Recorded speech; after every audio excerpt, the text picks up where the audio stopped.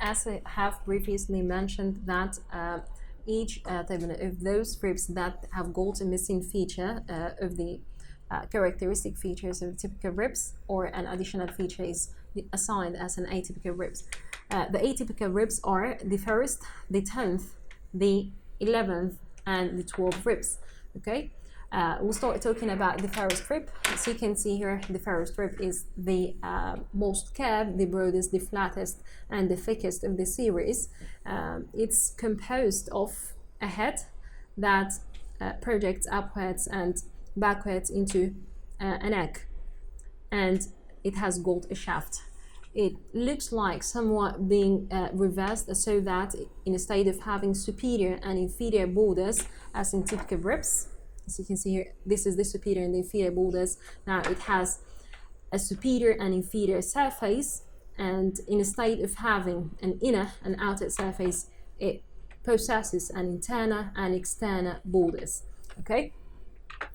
Talking about the rib, in order to differentiate the Ferrous Grip, whether it's right and left, we have to place it in a flattened plane, so that we'll find that in the anatomical position, the head and the anterior extremity both touch the plane, while when tilted upwards and downwards, we will find that the neck and the head are projecting off the table, so this will enable us to differentiate between right and left sides.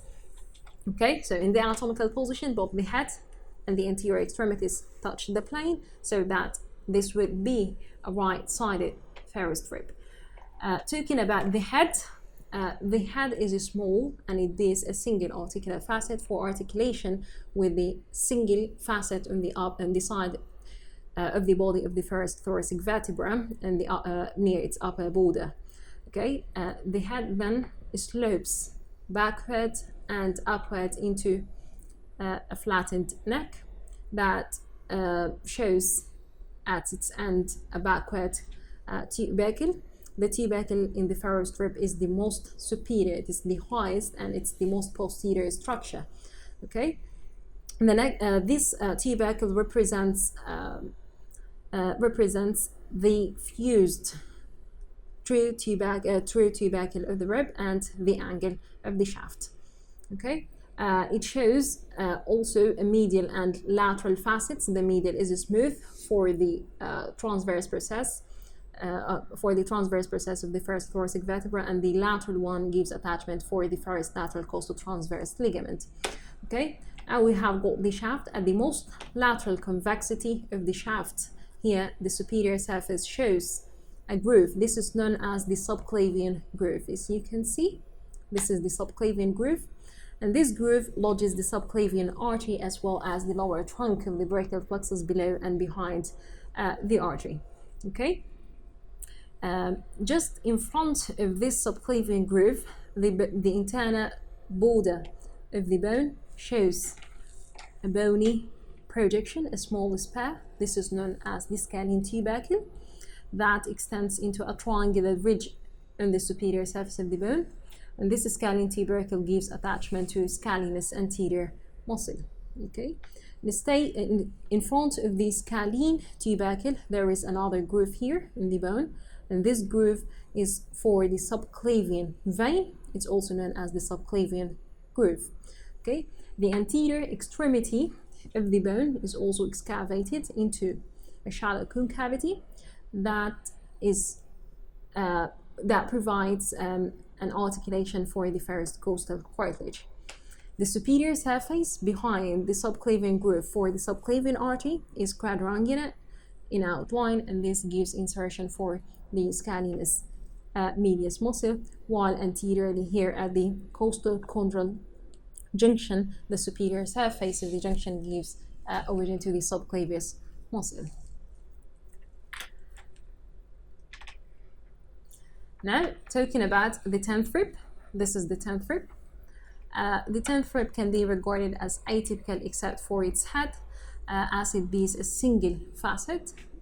This facet is covered with hyaline cartilage layer for articulation with the side of the body of the 10th thoracic vertebra. Otherwise, it has got a typical neck, a tubercle, an angle, as well as a shaft. And anteriorly, it shows a concavity for the 10th costal cartilage. Okay. Now talking about the 11th rib, as you can see, the 11th rib is short.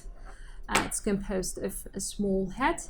The head bears a single articular facet that is covered also with hyaline cartilage for articulation, with the single costal facet located on the side of the body of the 11th rib. Then it is constricted into a short neck that leads to the shaft directly, and there is no tubercle.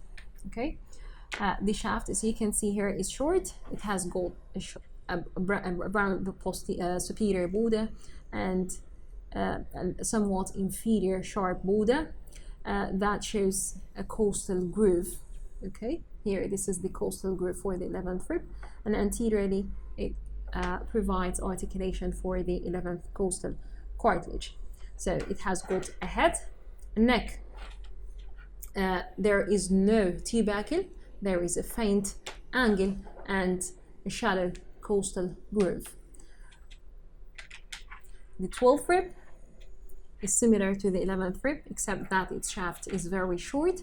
It has got a small head for carrying a single facet for articulation, with the costal facet on the side of the body of the 12th thoracic vertebra, a short constricted neck that leads imperceptibly into the shaft. It has got no tubercle and has got no angle, and there is no costal facet. Moreover, that the internal surface of the bone faces somewhat superiorly rather than directly inwards. That's all for the atypical ribs.